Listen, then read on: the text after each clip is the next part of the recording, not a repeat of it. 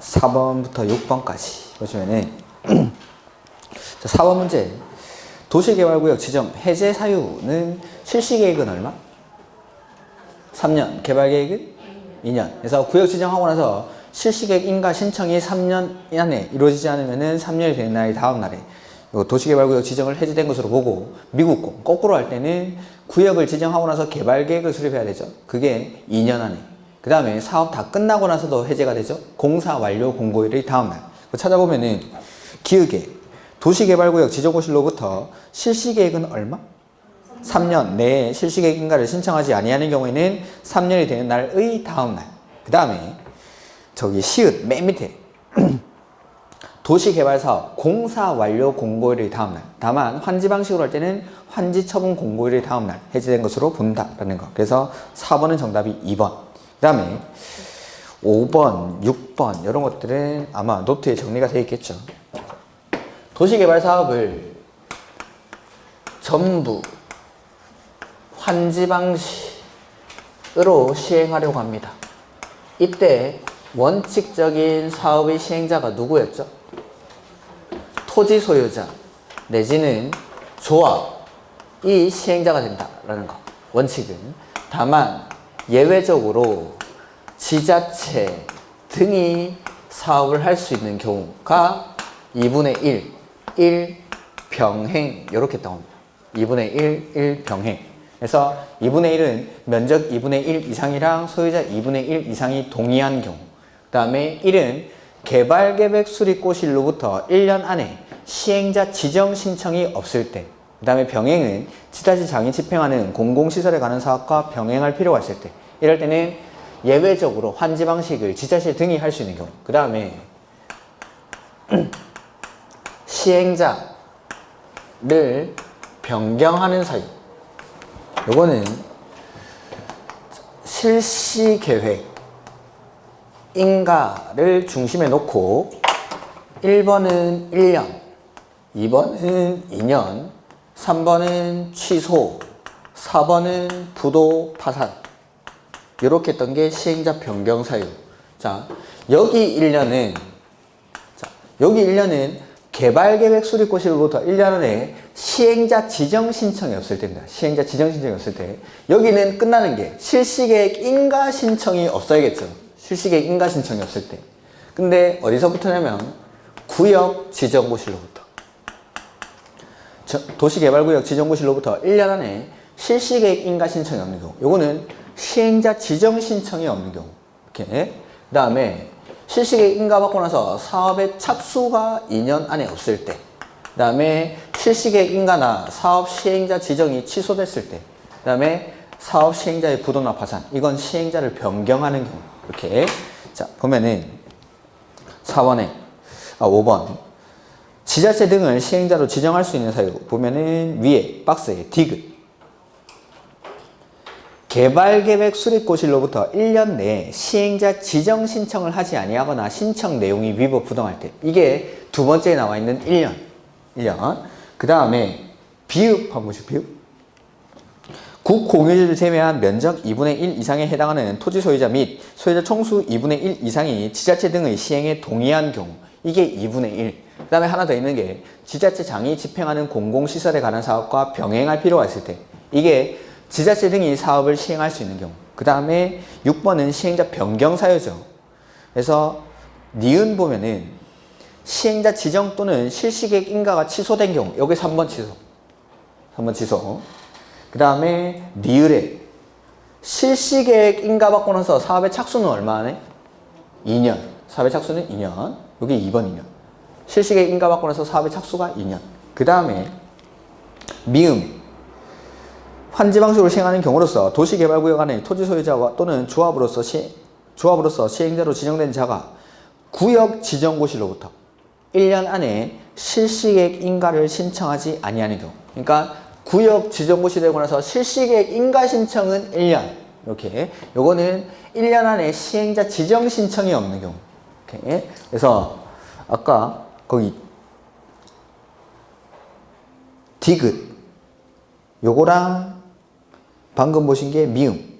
요거 둘 다 1년이지만 1년 안에 시행자 지정 신청이 없는 경우, 그 다음에 1년 안에 실시계획 인가 신청이 없는 경우 이렇게 구분이 되죠. 이렇게 시행자 변경 사유는 최근 3년 중에 한 2번 정도 출제가 됐죠. 시행자 변경 사유는. 그 다음에 작년에 나왔던 게 뭐 여기 지자체 등에 해당하지 않는 것 해서 정답이 국가였습니다. 국가 이런 것들. 그래서 그 다음에 시행자에서 나오는 게 대행이라는 거. 대행. 옆에 OX 지문에 4번 보실까요?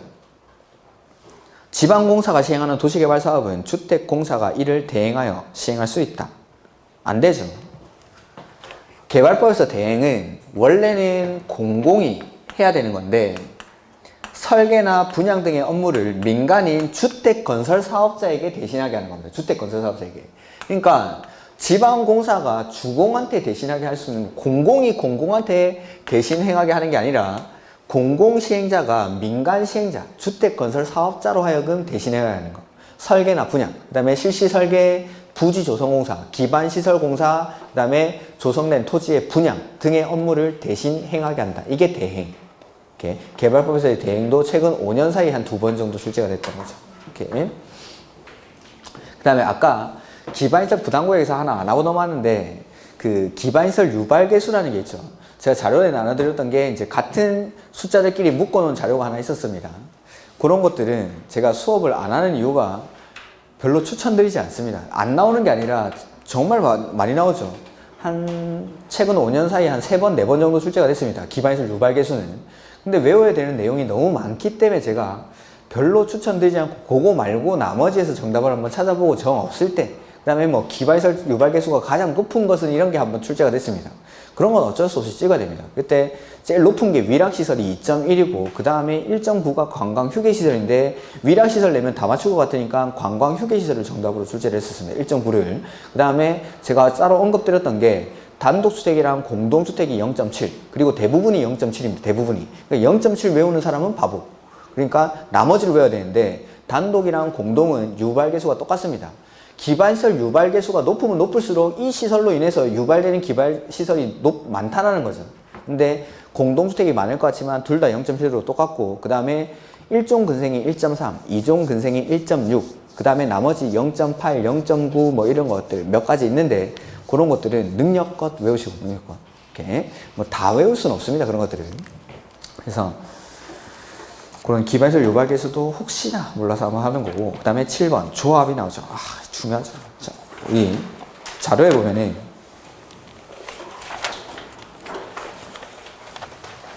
(5페이지)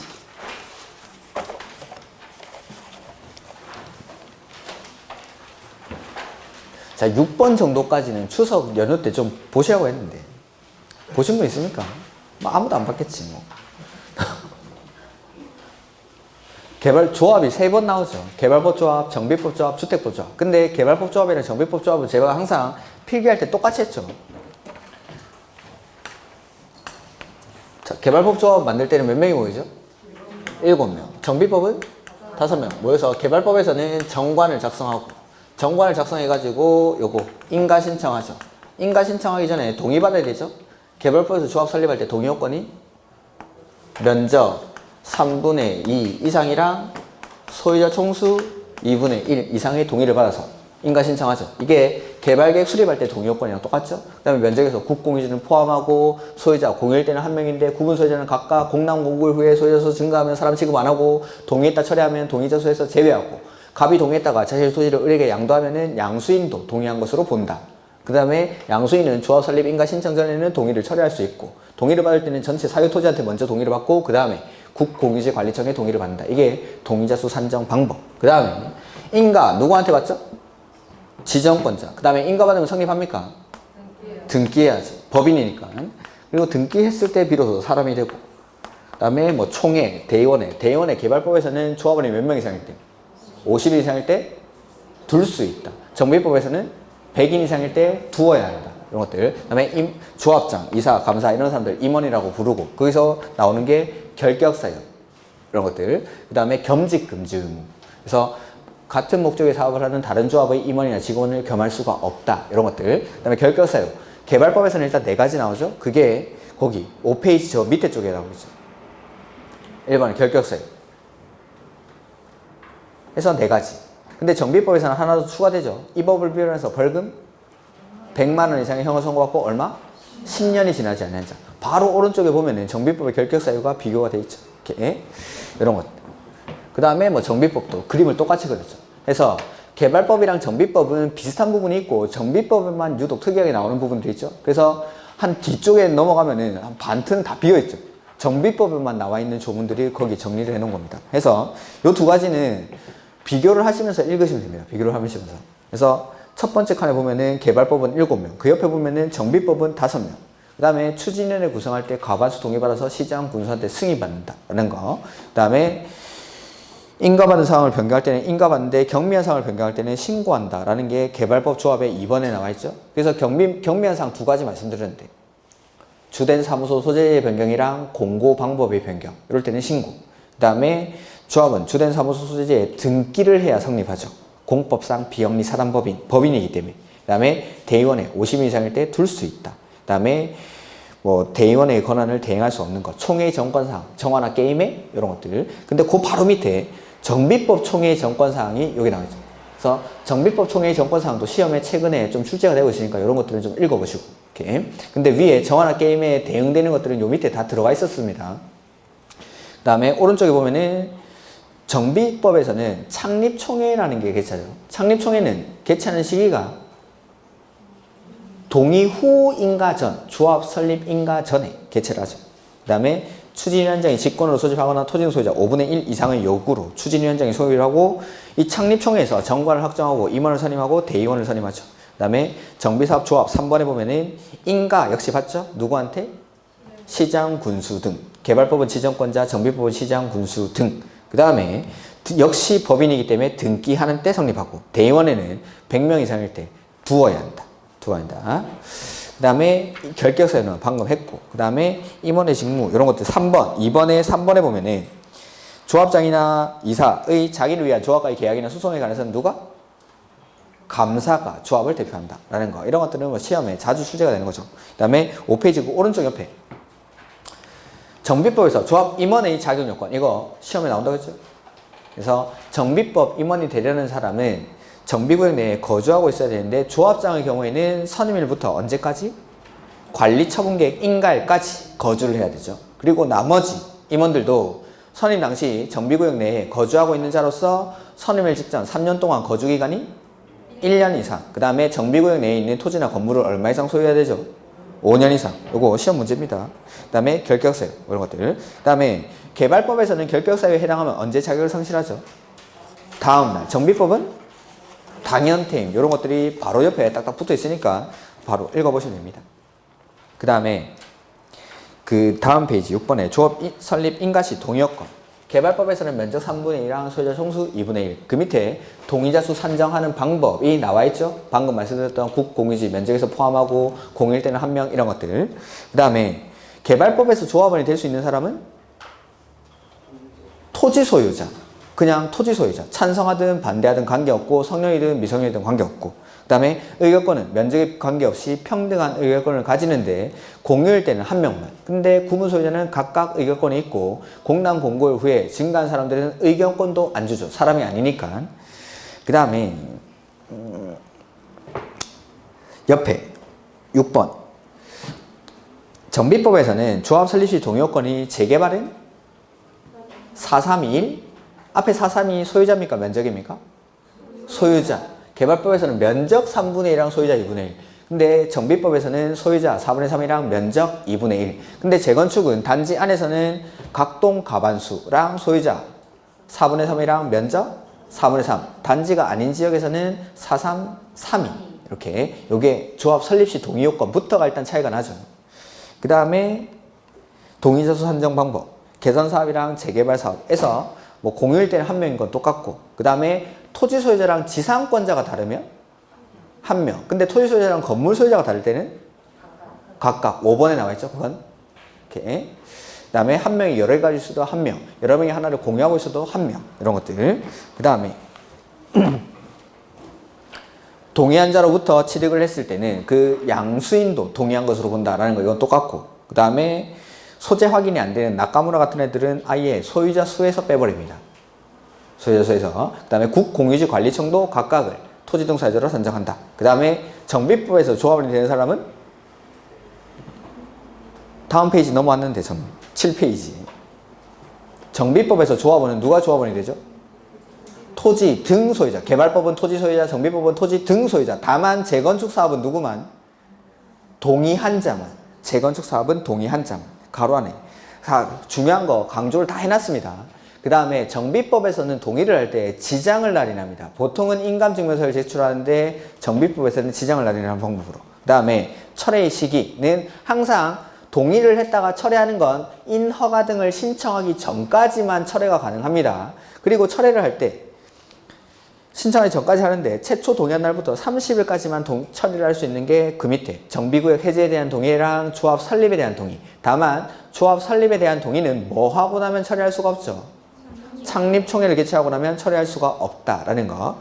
그 다음에 철회의 효력 발생 시기는, 자, 철회를 할 때는 갑이 철회의 상대방이랑 시장 군수 등 이 두 군데다가 철회 의사표시를 합니다. 두 군데다가. 그 다음에 시장 군수 등은 철회사가 접수됐다는 사실을 지체 없이 철회의 상대방에게 통지를 해줍니다.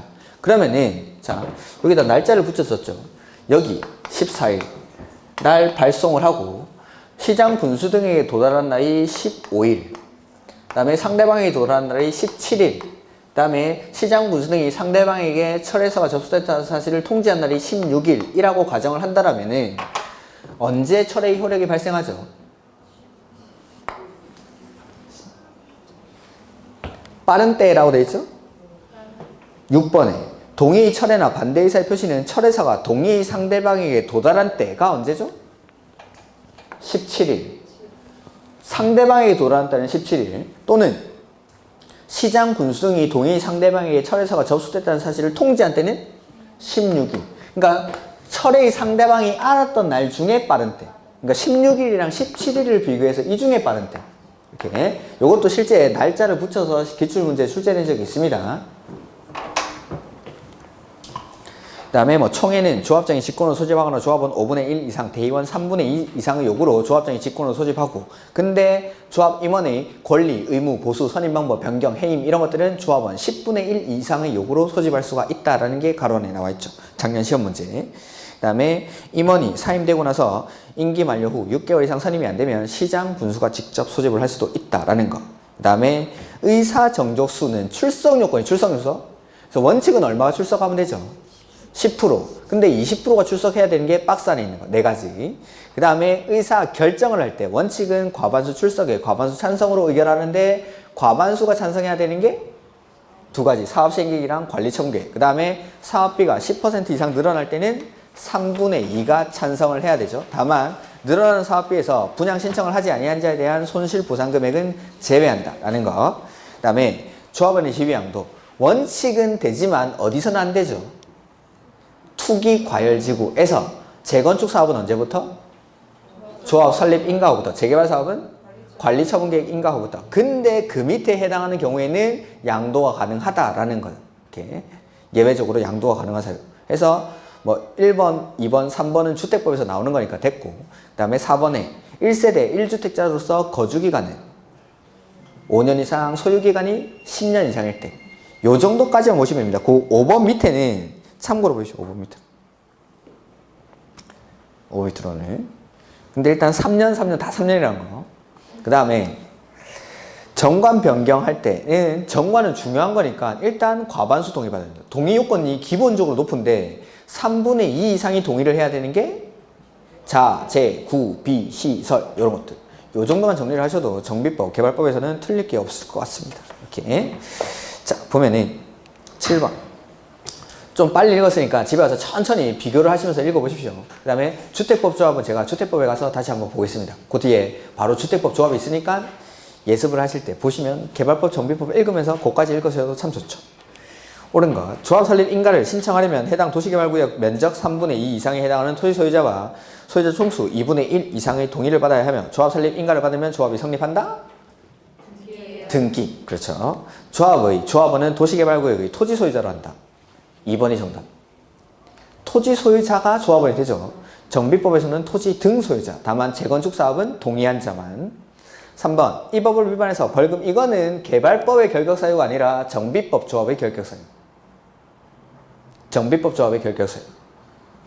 4번, 조합의 임원으로 선임된 자가 결격사유 중 어느 하나에 해당하게 되는 경우에는 개발법에서는 다음날 퇴임하죠.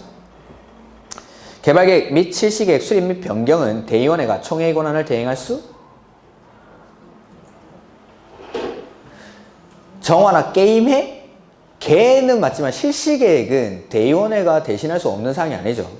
환지계획이랑 개발계획이 총회의 정권상, 환지계획이랑 개발계획, 실시계획은 총회의 정권상이 아니죠. 정관, 환지계획, 개발계획, 임원의 선임, 그 다음에 합병이나 해산 이런 것들이 총회의 정권상.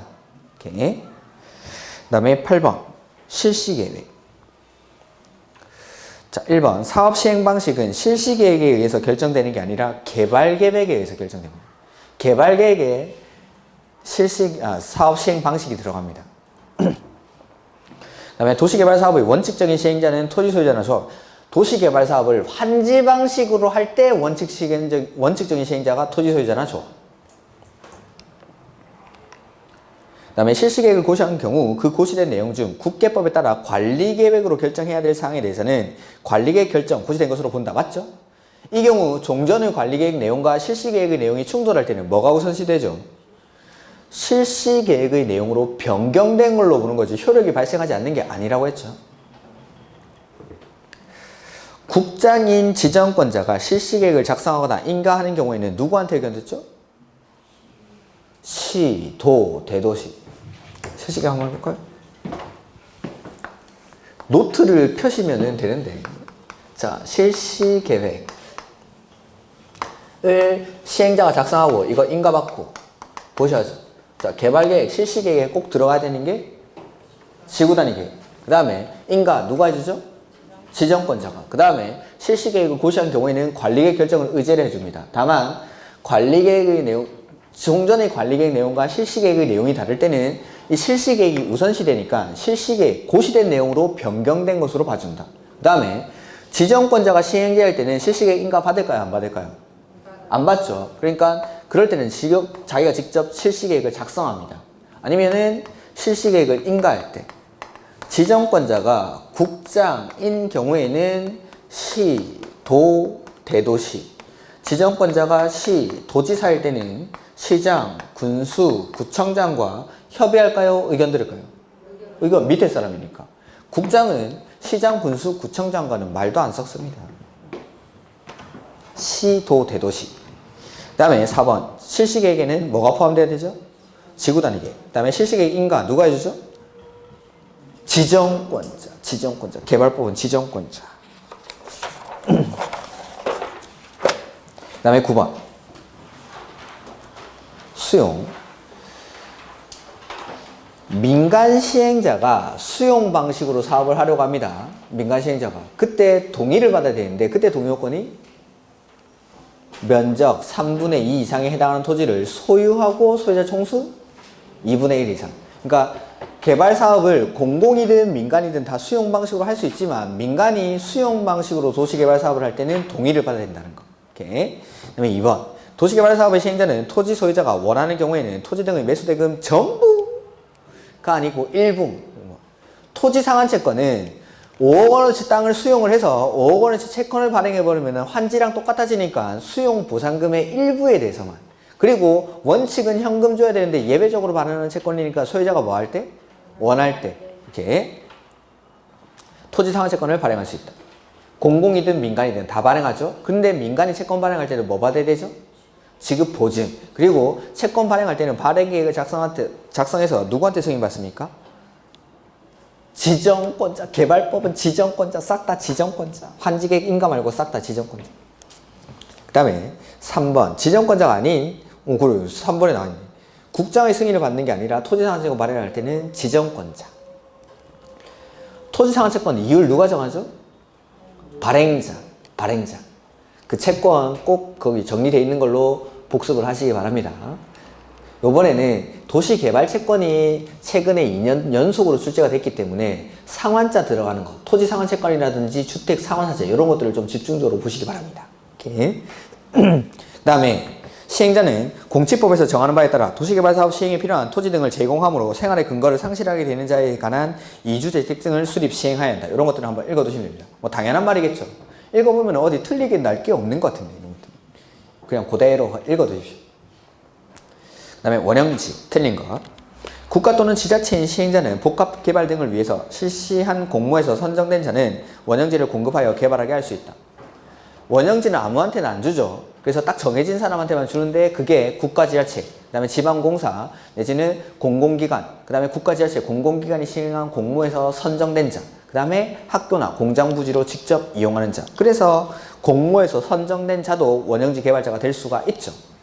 그 다음에 지정권자는 원형지의 승인을 할 때 용적률 등 개발 밀도, 토지 용도별 면적 및 배치, 교통처리계획 및 기반시설 설치 등에 관한 앞에 거 볼 필요 없고 조건 동그라미 하시고 붙일 수가 있죠. 이렇게 원형지 승인할 때 조건을 붙여서 승인할 수 있고, 그 다음에 원형지 개발자가 국가일 때는 매각 제한을 받습니까? 안 받습니까? 안 받죠. 매각 제한을 받지 않는다. 국가나 지자체. 그래서 매각 제한 기간은 원형지 공급 계약 체결일로부터 10년, 공사 완료 공고일로부터 5년 중에 빠른 날 먼저 끝나는 기간까지. 이렇게. 그 다음에 원형지 개발자가 세부 계획에서 정한 착수 기한 안에 공사에 착수하지 아니하는 경우에는 원형지 개발자에게 2회 이상 시정을 요구하여야 하고, 원형지 개발자가 시정하지 아니하는 경우에는 계약을 해지할 수 있다. 맞죠?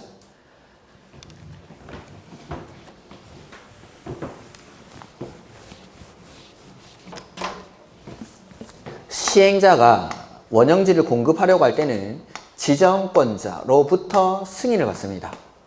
승인을 받고 나서 원형지 개발자와 공급 계약을 체결하죠. 이때 자, 승인을 취소할 수 있는 경우가 있었고 계약을 해지할 수 있는 경우가 있었죠. 시행자가 제출한 계획이 뭐였죠? 공급계획. 개발자가 제출한 계획은 세부계획대로 사업 안 할 때.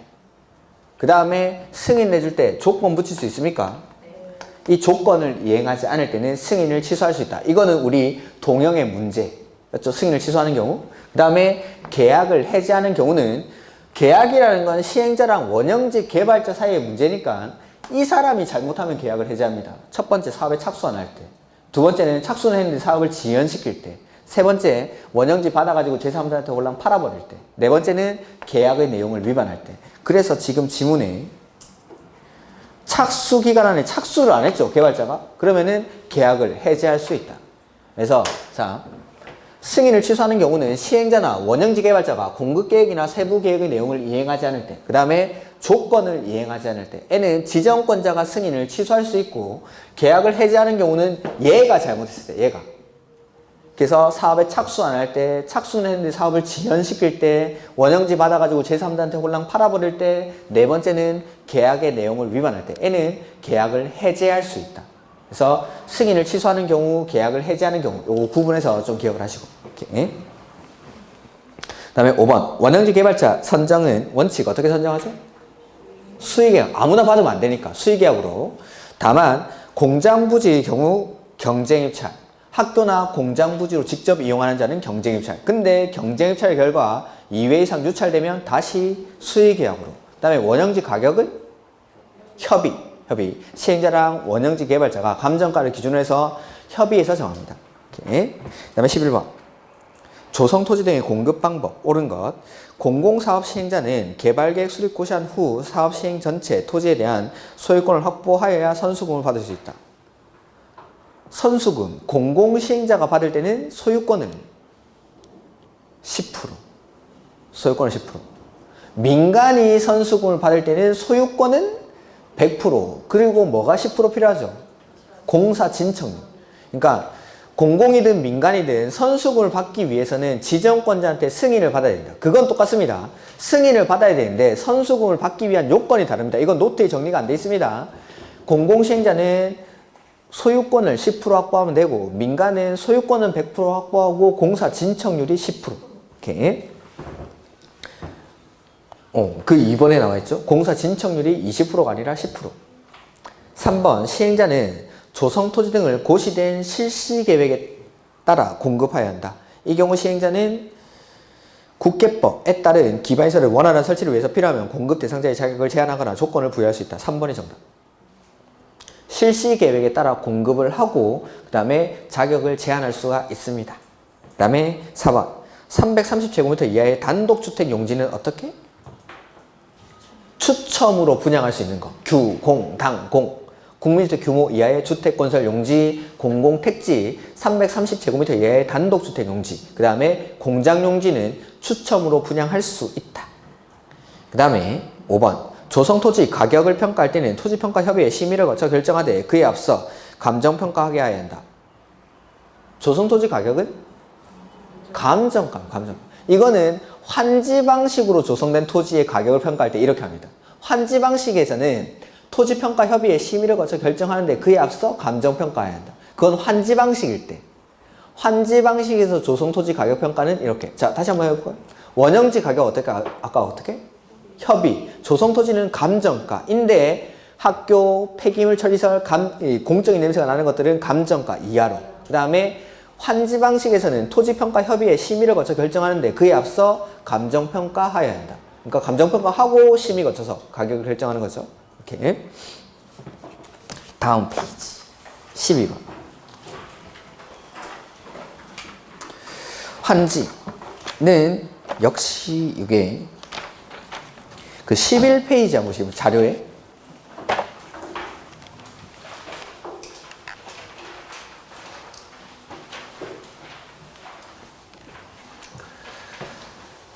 제가 항상 비교를 했던 게 환지 방식이랑 관리 처분 계획 방식을 좀 비교를 해드렸습니다. 똑같았죠. 환지는 종전에 효용이 떨어져 있고 공공시설도 부족한 토지를 효용도 증진시키고 공공시설도 확충해서 토지를 토지로 바꿔주는 거. 그 다음에 관리 처분 계획 방식은 40년 된 아파트에 있는 내 소유권의 권리를 신축하는 아파트에 입주할 수 있는 권리로 바꿔주는 거. 환지는 토지를 토지로 바꿔주고 관리 처분 계획은 권리를 권리로 바꿔주는 거. 해서 환지 방식으로 사업을 할 때는 맨 처음에 환지 계획을 작성을 하죠. 그 다음에 환지 계획에 따라 사업을 해서 마지막에 환지 처분을 합니다. 그 다음에 정비법에서 관리 처분 계획에 따라 사업을 할 때는 먼저 분양 신청을 받죠. 그 분양 신청 받는 단계가 그 위에 있죠. 사업 시행 계획 인가 고시가 있은 날로부터 120일 안에 분양 통지를 하고 분양 공고를 하고 나서 분양 받고 싶은 사람은 통지한 날로부터 며칠? 30일에서 60일 기간 안에 분양 신청을 합니다. 분양 신청을 받아보니까 분양 신청을 하는 사람이 있고 안 하는 사람이 있죠. 그 분양 신청을 받은 현황을 기초로 해서 만드는 게 관리처분 계획. 관리처분 계획을 작성해서 사업을 한 다음에 이거에 따라서 소유권을 이전을 해주죠.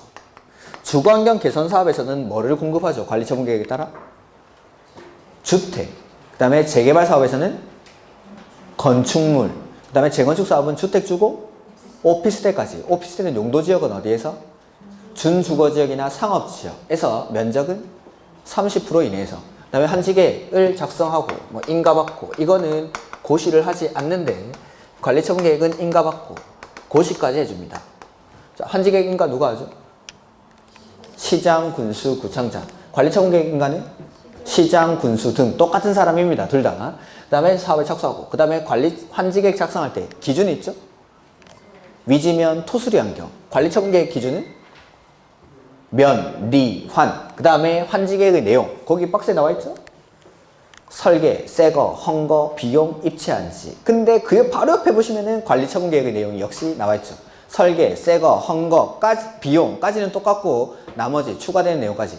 환지계획의 내용이랑 관리처분 계획의 내용은 꼭 비교를 해서 정리를 하시고 이런 것들. 그 다음에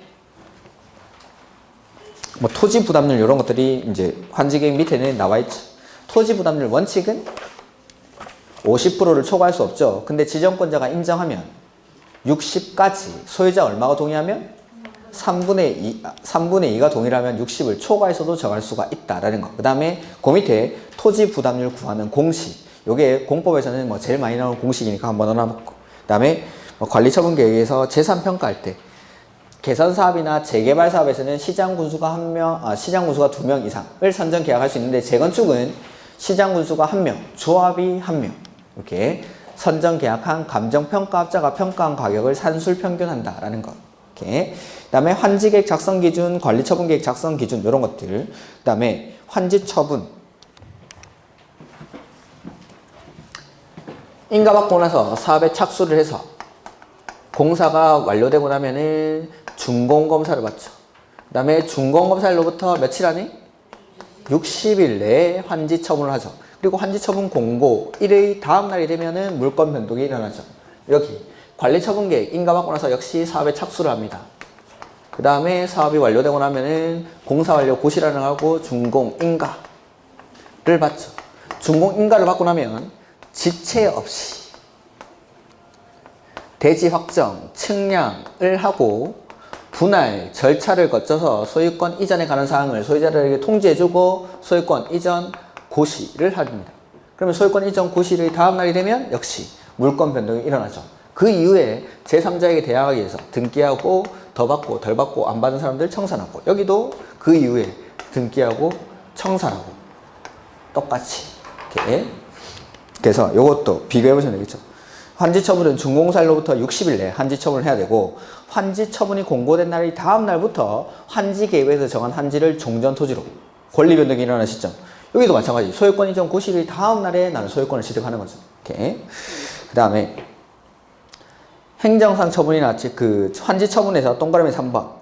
행정상 처분이나 재판상 처분으로서 종전 토지에 전속하는 것은 영향을 미치지 아니한다. 그 다음에 지역권도 마찬가지죠. 종전 토지에 전속하는데 사업 시행으로 행사할 이익이 없어진 지역권의 소멸하는 시점은 끝나는 때. 취득하는 권리는 다음 날, 소멸하는 권리는 끝나는 때. 이렇게. 그 다음에 용익권적 보호조치. 자, 원래는 500제곱미터의 토지를 쓰고 있었는데 환지 처분으로 받은 토지가 250밖에 안 됩니다. 그럼 여기 종전 토지에 있던 A라는 임차권자는 환지로 넘어와서 하는 말이 와 좁다. 그 다음에 여기 관리처분계획 인가 떨어지고 사업에 착수를 하죠. 첫 번째 효과가 사용 수익이 정지가 됩니다. 그 다음에 두 번째 철거를 하죠. 그래서 정비사업할 때 철거의 시기는 관리처분계획 인가 받고 나서 철거한다고 했죠. 자, 사용수익이 정지가 되고 철거를 하니까 기존에 여기서 슈퍼마켓, 세탁소, 중국집, 피자집 하던 사람들은 어떻게 됩니까? 나가야죠. 나갈 때 한마디 하죠. 뭐라고? 돈 줘. 그게 옆에 용익권자 보여주죠. 여기 돈 줘. 그래서 환지 쪽에 있는 거는 와 좁다. 그 다음에 여기 있는 건 돈 줘.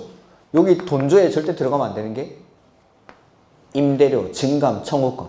여기는 사용수익이 정지가 되고 철거가 되니까 여기는 임대료, 증감, 청구권이 들어가면 안 되죠. 근데 나는 원래 500 쓰고 있었는데 환지로 넘어오니까 250밖에 안 되죠. 계속 쓰는 사람들은 500 쓰다가 250 쓰게 되니까 임대료 올려달라 깎아달라 할 수가 있는 거죠.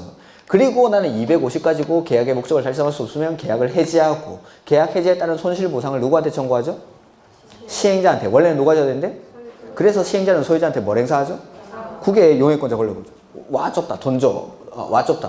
그 다음에 옆에 있는 거 이게 돈 줘. 해서 첫 번째 사용수익을 할 수 없고 철거가 해야 되니까 여기서는 전세권, 지사권자들은 계약을 해지할 수 있죠.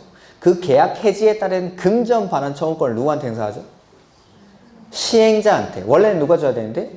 소유자가. 그래서 시행자는 소유자한테 뭘 하죠? 구상. 구상이 안 되면 압류할 수 있고. 그 다음에 요 안에서는 계약 기간에 관한 규정은 적용하지 않는다라는 게 돈조의 효과. 이렇게. 그리고 용익권자 보호조치. 다음 페이지에 뭐 등기.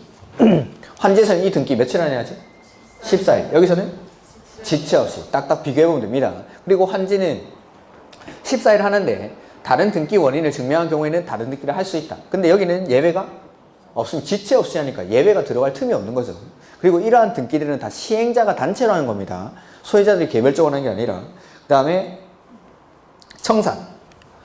자, 청산금. 환지에서 결정은 언제 하죠? 환지 처분하는 때. 확정은 다음날. 근데 환지를 지정받지 못한 사람한테는 청산금을 미리 교부할 수 있습니까? 그래서 그 미리 교부할 때 청산금을 결정할 수 있다. 그 다음에 청산금, 분할징수, 분할 교부할 수 있습니까? 안 내면 강제징수, 안 받으면 공탁, 소멸시효는 여기도 똑같이. 여기도. 그래서 거기 청산구. 환지 처분하는 때 결정하고 그 다음에 환지 대상에서 제외된 토지 등에 대해서는 교부하는 때 결정할 수 있고 그 다음에 공고된 날의 다음 날에 확정이 되고 그 다음에 확정된 청산금을 그 이후에 징수 교부해야 되는데 환지를 지정받지 못한 사람한테는 미리 청산금을 교부할 수 있다. 그 다음에 소멸시효 5년이라는 거. 그 다음에 5번에 청산금, 분할징수, 분할교부, 강제징수, 공탁 가능하고 오른쪽에 보면 똑같이 써져 있습니다. 소유권 이전 고실의 다음 날에 확정이 됩니다. 여기서도 마찬가지.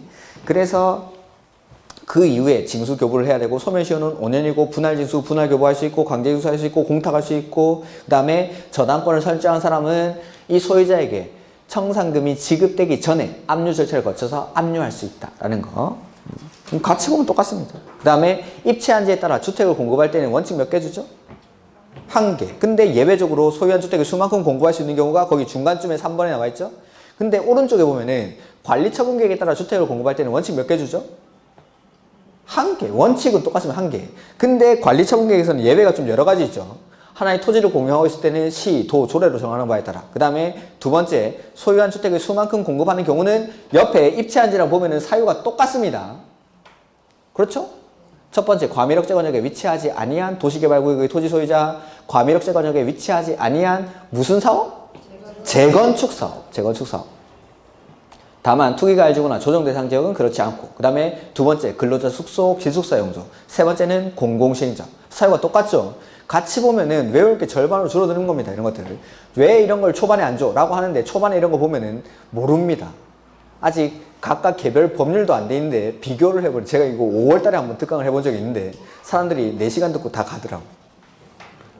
4시간 듣고 다 가가지고 이거는 초반에 하면 안 되겠다 해서 시험 직전에 한 달 전 정도에 제가 이걸 나눠드리는 자료입니다.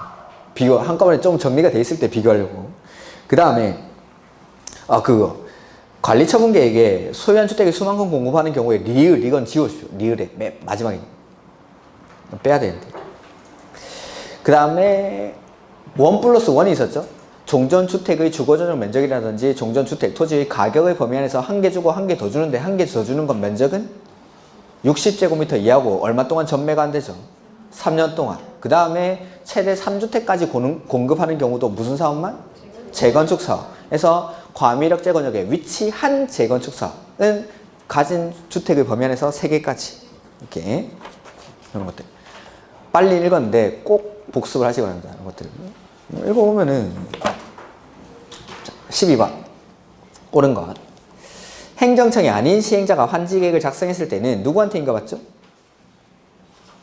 환지계획 인가는 시장, 군수, 구청장. 다른 건 다 지정권자인데 환지계획 인가는 시장, 군수, 구청장. 그 다음에 필지별, 권리별로 된 환지명세가 아니라 청산대상 토지명세라고 해야죠. 이것도 동영에 나왔던 거죠. 필지별로 된 환지명세 이렇게 하든지 그게 새거. 그 다음에 헌거는 필지별, 권리별로 된 청산대상 토지명세 이렇게 하든지. 이렇게. 3번 토지 소유자가 신청하거나 동의하면 해당 토지 전부 또는 일부에 대해서 환지를 정하지 아니할 수 있다. 이거의 신청, 동의에 의한 환지 부지정이죠. 근데 그 토지에 임차권자 등이 있을 때는 임차권자의 동의도 함께 받아야 된다는 거.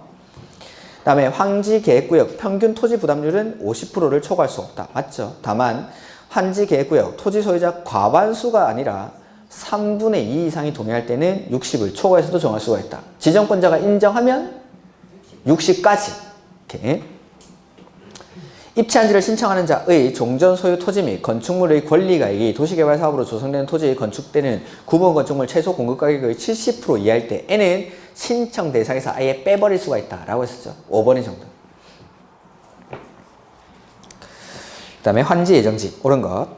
시행자는 도시개발 사업의 시행을 위해서 도시개발구역의 토지에 대해서 환지 예정지를 지정하여야 한다가 아니라 환지 예정지는 지정해주면 고마운 거 할 수 있답니다. 할 수 있다. 이 경우 종전 토지에 대한 임차권자 등이 있으면 해당 환지 예정지에 대해서 해당 권리 목적인 토지 또는 그 부분을 아울러 함께 지정을 해줍니다.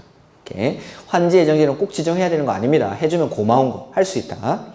시행자는 해당 토지를 사용하거나 수익하는 데 장애가 되는 물건이 그 토지에 있는 경우에는 해당 토지를 환지 예정지로 지정할 수 없는 게 아니라 사용 수익을 시작할 날을 따로 정할 수가 있는 겁니다.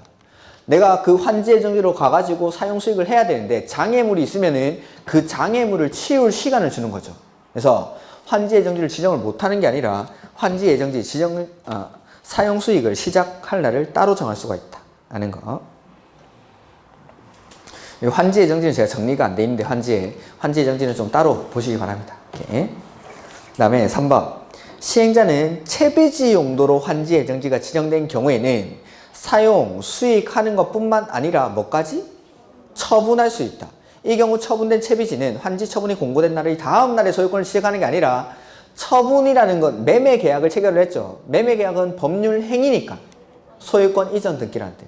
원래 환지에서 권리 변동은 환지 처분 공고일 다음 날 권리 변동이 일어나는 거죠. 근데 채비지 목적으로 환지 예정지가 지정이 돼서 환지 처분 공고일 이전에 미리 처분이 돼버리면은 매매 계약을 체결을 했으니까 등기한 때.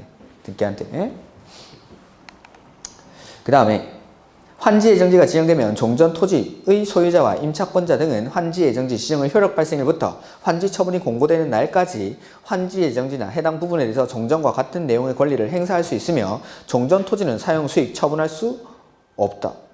처분은 빠져요. 처분은.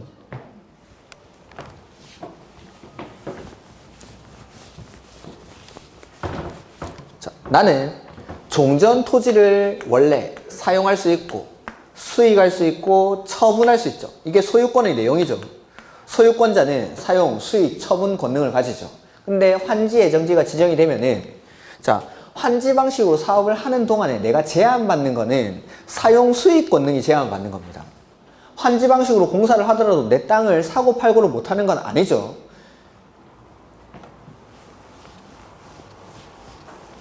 자,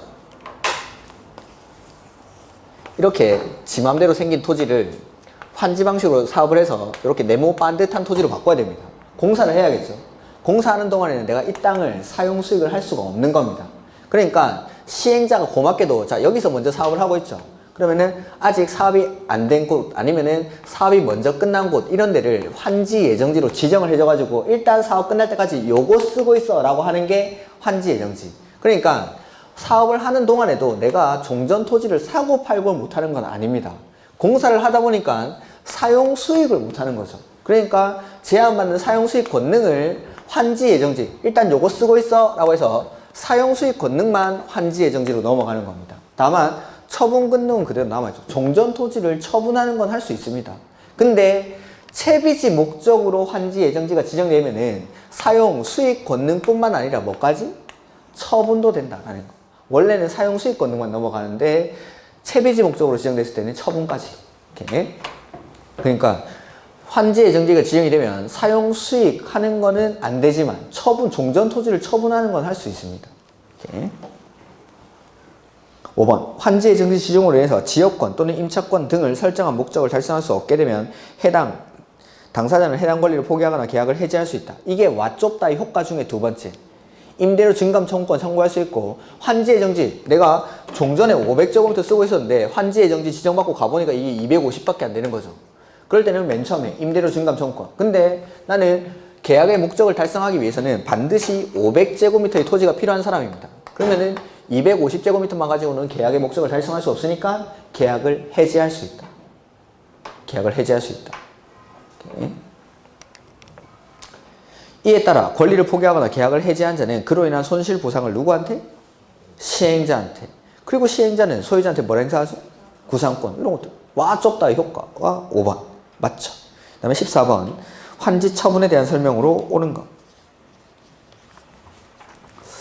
1번. 채비지는 누가? 채비지는 시행자가, 보류지는 환지 계획에서 정한 자가 각각 언제? 부터 소유자가 됩니까? 언제부터 소유자가 됩니까? 시점을 물어보죠? 다음. 채비지는 시행자가, 보류지는 환지 계획에서 정한 자가 언제 소유권을 취득합니까? 그러니까 환지에서 모든 권리 변동이 확정되는 시점은 다음. 환지 처분 공고일 다음. 오케이. 그 다음에 행정상 처분이나 재판상 처분으로서 종전 토지에 전속하는 것에 관해서는 종전 토지 소유자가 취득하는 환지에 존재하는 것으로 본다? 영향을 미치지 아니한다 라고 해야죠. 영향을 미치지 아니한다. 지금 지문에 있는 것처럼 자 종전 토지 소유자가 취득하는 환지에 존재하는 것으로 본다 라면은 환지로 따라온다 이 말입니다. 환지로. 아니죠. 영향을 미치지 아니한다라고 해야죠. 그 다음에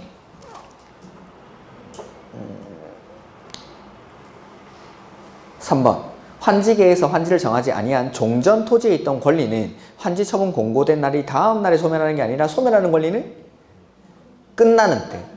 언제 소유권을 취득합니까? 다음 날. 만료되는 권리, 소멸하는 권리는 언제 만료됩니까? 끝나는 때. 취득합니까? 다음 날. 언제 소멸합니까? 끝나는 때. 이렇게. 그 다음에 4번. 청산금은 환지 처분하는 때 결정하여야 하며 환지 처분이 공고된 날이 다음 날에 확정된다. 맞습니까? 그렇죠? 결정은 환지 처분하는 때, 확정은 환지 처분 공고일이 다음 날에. 다만 환지 대상에서 제외한 토지 등에 대해서는 청산금을 교부하는 때 청산금을 결정할 수 있다. 그렇죠? 4번이 정답. 비행정청의 시행자는 도시개발사업 시행으로 사업 시행 후 토지가액 총액이 사업 시행 전의 토지가액 총액보다 줄어든 경우 그 차액에 해당하는 감가보상금을 종전 토지 소유자나 임차권자 등에게 지급하여야 한다. 어디가 틀렸죠? 그렇죠. 자, 환지되기 전 환지계획구역 전체 토지가액이 1,000억이었습니다. 근데 효용을 증진시키기 위해서 도시개발사업을 환지 방식으로 시행했는데 오히려 토지 총액이 900억으로 줄어든 거죠. 이런 거는 민간은 이런 짓을 하지 않습니다. 이런 짓을. 공공시행자가 환지 방식으로 사업을 하면서 공공시설 등을 너무 지나치게 많이 확보를 하다 보면 이런 경우가 발생을 합니다. 이럴 때는 종전 토지 소유자들한테 감가된 만큼을 보상해 주는 거. 이걸 감가보상금이라고 한다고 그랬죠? 그러면은 자, 내가 종전 토지에 1억짜리 토지를 가지고 있었습니다. 이 사람이 받게 될 감가보상금은 1,000만 원이라고 했는데 1,000억에서 900억 몇 프로 줄었죠? 10%. 그러면은 이 사람이 가지고 있던 토지 가액의 10%만큼을 감가보상금으로 지급합니다. 감가보상금으로. 그럼 10% 줄은 만큼 감가보상금. 그리고 이거는 행정청이 시행자가 사업을 해요. 행정청. 비행정청이 아니라 행정청. 이렇게. 이걸 감가보상금이라고 하죠. 이렇게. 그리고 감가보상금과 청산금은 별개입니다. 청산금을 받았다고 해서 감가보상금을 지급받지 못하고 그런 건 아닙니다. 이렇게. 오늘은 여기까지 해야겠죠. 그리고 관리처분계획 이런 것들은 다음 주에는 제가 안 읽을 테니까 가서서 꼭 오늘 읽은 거 환지랑 관리처분계획, 그 다음에 조합, 개발법조합이랑 정비법조합 비교해놓은 거, 주택법조합은 안 읽으셔도 좋습니다. 근데 그런 것들 비교하는 거, 앞쪽에 있는 것들은 반드시 비교를 하십시오. 그 다음에 뒤쪽에는 반복되는 내용이 많으니까 그런 것들은 한번 그냥 수월하게 읽어보시면 됩니다. 이렇게. 자, 오늘 수업 여기까지 하고 다음 주부터는 정비법이랑 마지막까지 보도록 하겠습니다. 수고 많으셨고 다음 주에 뵙겠습니다. 수고하셨습니다.